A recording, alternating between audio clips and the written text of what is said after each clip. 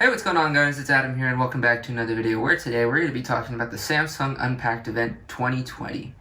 Now, Samsung's already released a couple highlight videos and a couple photos about what to expect at the event. Now, the event's going to take place on August 5th at 7 a.m. Pacific Standard Time.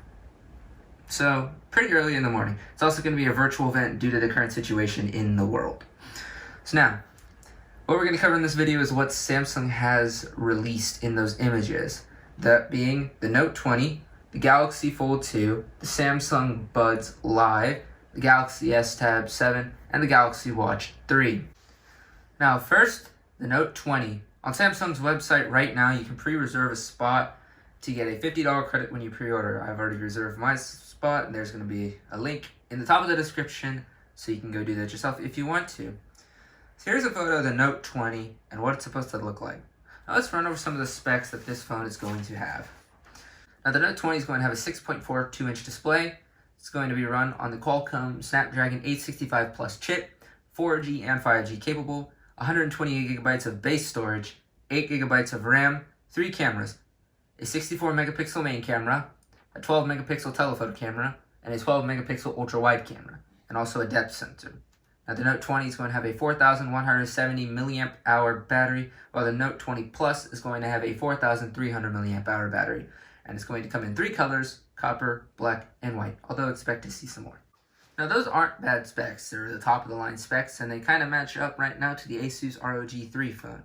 But there is a new device that is rumored that is going to be the equivalent of the S20 Ultra, and that is cleverly named the Note 20 Ultra. The Note 20 Ultra is going to be like the S20 Ultra. The cameras are going to be insane. But let's start out and take a look at the cameras. It's going to have a 108 megapixel main camera. Wow. It's going to have a 12 megapixel ultra wide camera, a 12 megapixel periscope camera, which is basically a telephoto camera, and a depth sensor. Wow. But those camera specs are going to be matched, if not outperformed, by the specs of the actual phone. Let's jump right into those.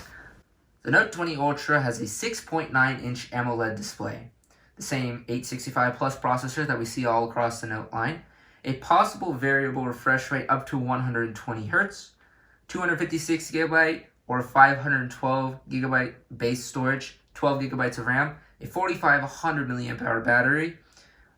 Comes in copper, black, and white, and an improved S Pen, possibly supporting the cursor. So everyone remembers the old $2,000 Galaxy Fold, the one that broke in reviewers' hands and the one that Samsung recalled, but then re-released later in the year, and it kind of went to mainstream, although it kind of went underwater because of the extremely high price tag. But now phones are $1,000 starting price. So yeah, no change there. Well, this one is supposed to be far better than the last one because it's Gen 2. It's not going to be super groundbreaking. Think of it as the equivalent of an S upgrade for an iPhone. So it's rumored that there's going to be a lot of slight changes. Now the front display is going to be miles better. Instead of being 4.3, it's going to be 6.23 inches. So going from edge to edge, which we very much appreciate. And it might go the wrong way in terms of processors, starting at the Qualcomm 855 chip. Now, no one is really sure why, but we're assuming it has to do with the amount of power that it's going to take to power both displays. But we're unsure. We'll probably find out at the event. Now, folding into the next one, we have Galaxy Watch 3. So, not much has circulated around this product when I was looking up articles for this video. I really didn't find much. However, I did find this one website where it got a close hands-on view of the Galaxy Watch 3. So if you're interested in that, the link will be in the description so you guys can go check that out for yourself. It starts about one way through. I'll leave a timestamp so you guys can jump right into it and check out the watch for yourself. Now, it's not supposed to be some major revamp, according to what I've read.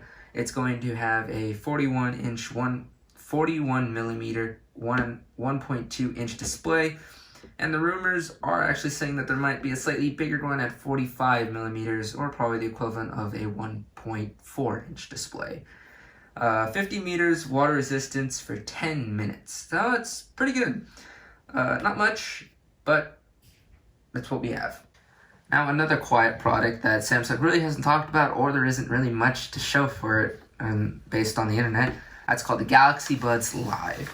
Now, these bean-shaped looking things are very interesting, and they're kind of like the first AirPods, if you will. They don't have a soft tip silicone that can go in your ear.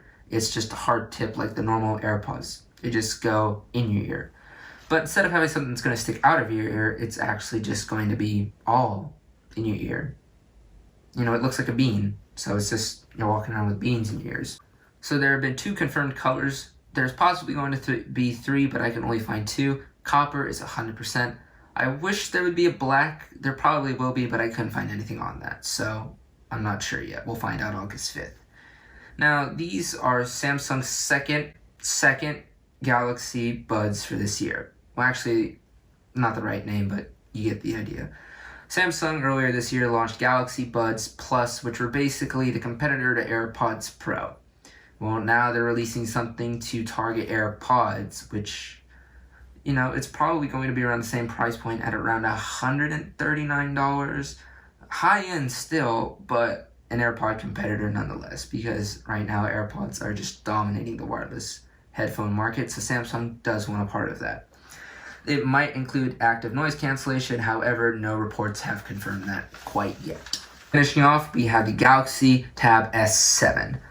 Now, this tablet is supposed to be, again, the equivalent to the iPad Pro. Top of the line, high end. But it's supposed to have very, very high end specs. The equivalent to the Note. For a tablet, that's pretty good. The specs are as follows, and it's going to have the Qualcomm Snapdragon 865 chip and 120Hz QHD display. Now, it's not 100% confirmed if the display refresh rate is going to match the high resolution. However, we will see. Other than that, it's going to have support for DeX. It's going to have at least 6 gigabytes of DDR4X RAM, which is very good. 128 gigabytes base storage, although it's expandable up to a terabyte due to Samsung's micro SD storage. Dual 13 megapixel cameras, a 5 megapixel ultra wide camera, and an 8 megapixel front camera. And there will also be a 5G option available at checkout. Now, it's going to come in 2 sizes, an 11-inch and a 12.7 inch.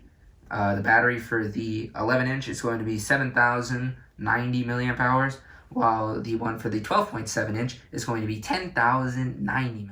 So overall, there's a lot of exciting things happening over at Samsung, and August 5th at 7 a.m. Pacific Standard Time is the virtual keynote, so I will leave a link for that down in the description, as well as the other links mentioned in this video.